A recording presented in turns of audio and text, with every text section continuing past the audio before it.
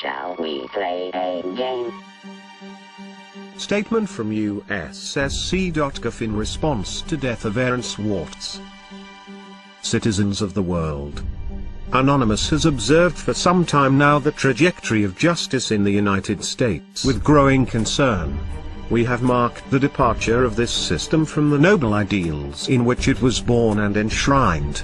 We have seen the erosion of due process, the dilution of constitutional rights, the usurpation of the rightful authority of courts by the discretion of prosecutors. We have seen how the law is wielded less and less to uphold justice, and more to exercise control, authority and power in the interests of oppression or personal gain.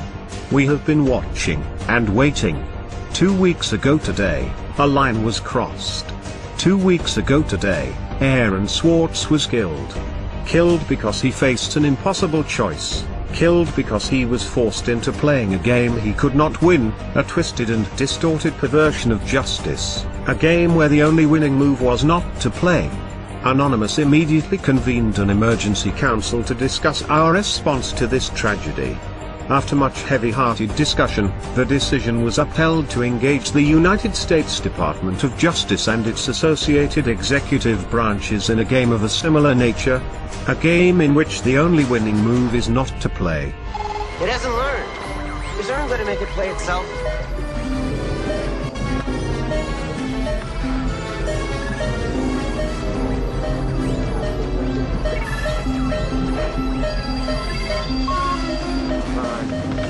Learn, goddammit.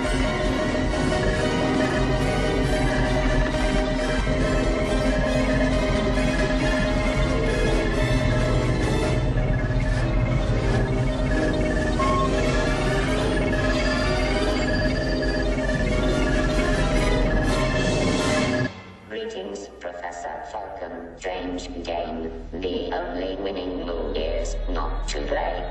How about a nice game of chess? Last year the Federal Bureau of Investigation reveled in porcine glee at its successful infiltration of certain elements of Anonymous. This infiltration was achieved through the use of the same tactics which led to Aaron Swartz's death. It would not have been possible were it not for the power of federal prosecutors to thoroughly destroy the lives of any hacktivists they apprehend through the very real threat of highly disproportionate sentencing. As a result of the FBI's infiltration and entrapment tactics, several more of our brethren now face similar disproportionate persecution. The balance of their lives hanging on the severely skewed scales of a broken justice system. We have felt within our hearts a burning rage in reaction to these events, but we have not allowed ourselves to be drawn into a foolish and premature response. We have bidden our time, operating in the shadows, adapting our tactics and honing our abilities. We have allowed the FBI and its masters in government, both the puppet and the shadow government that controls it, to believe they had struck a crippling blow to our infrastructure, that they had demoralized us, paralyzed us with paranoia and fear. We have held our tongue and waited. With Aaron's death we can wait no longer. The time has come to show the United States Department of Justice and its affiliates the true meaning of infiltration. The time has come to give this system a taste of its own medicine. The time has come for them to feel the helplessness and fear that comes with being forced into a game where the odds are stacked against them. This website was chosen due to the symbolic nature of its purpose. The federal sentencing guidelines, which enable prosecutors to cheat citizens of their constitutionally guaranteed right to a fair trial by a jury of their peers. The federal sentencing guidelines, which are in clear violation of the 8th Amendment protection against cruel and unusual punishments. This website was also chosen due to the nature of its visitors. It is far from the only government asset we control, and we have exercised such control for quite some time. There has been a lot fuss recently in the technological media regarding such operations as Red October, the widespread use of vulnerable browsers and the availability of zero-day exploits for these browsers and their plugins. None of this comes of course as any surprise to us, but it is perhaps good that those within the information security industry are making the extent of these threats more widely understood. Still, there is nothing quite as educational as a well-conducted demonstration.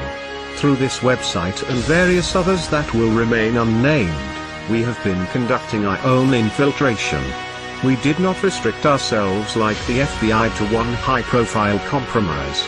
We are far more ambitious, and far more capable. Over the last 2 weeks we have wound down this operation, removed all traces of leakware from the compromised systems, and taken down the injection apparatus used to detect and exploit vulnerable machines. We have enough fissile material for multiple warheads. Today we are launching the first of these. Operation Last Resort has begun. Warhead USDOJ-LEA 2013 AEE-256 is primed and armed. It has been quietly distributed to numerous mirrors over the last few days and is available for download from this website now. We encourage all anonymous to syndicate this file as widely as possible. The contents are various and we won't ruin the speculation by revealing them. Suffice it to say, everyone has secrets, and some things are not meant to be public. At a regular interval commencing today, we will choose one media outlet and supply them with heavily redacted partial contents of the file. Any media outlet switching to be eligible for this program must include within their reporting a means of secure communications. We have not taken this action lightly nor without consideration of the possible consequences, should we be forced to reveal the trigger key to this warhead. We understand that there will be collateral damage. We appreciate that many who work within the justice system believe in the principles that have been lost, corrupted, or abandoned, that they do not bear the full responsibility for the damages caused by their occupation. It is our hope that this warhead need never be detonated. However, in order for there to be a peaceful resolution to this crisis, certain things need to happen. There must be reform of outdated and poorly envisioned legislation written to be so broadly applied as to make a felony crime out of violation of terms of service, creating in effect vast swathes of crimes and allowing for selective punishment. There must be reform of mandatory minimum sentencing. There must be a return to proportionality of punishment with respect to actual harm caused, and consideration of motive and mens rea. The inalienable right to a presumption of innocence and the recourse to trial and possibility of exoneration must be returned to its sacred status and not gambled away by pre-trial bargaining in the face of overwhelming sentences, unaffordable justice and disfavorable odds. Laws must be upheld unselectively and not used as a weapon of government to make examples of those it deems threatening to its power. For good reason the statue of Lady Justice is blindfolded. No more should her innocence be besmirched, her scales tipped, nor her sword hand-guided. Furthermore, there must be a solemn commitment to freedom of the internet, this last great common space of humanity, and to the common ownership of information to further the common good. We do not expect to be negotiated with, we do not desire to be negotiated with. We understand that due to the actions we take, we exclude ourselves from the system within which solutions are found. There are others who serve that purpose. People far more respectable than us. People whose voices emerge from the light and not the shadows. These voices are already making clear the reforms that have been necessary for some time and are outright required now.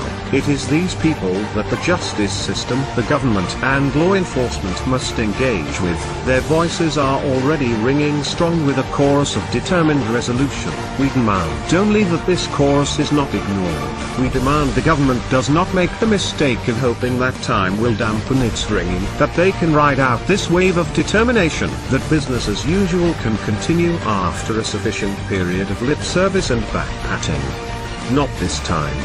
This time there will be change, or there will be chaos.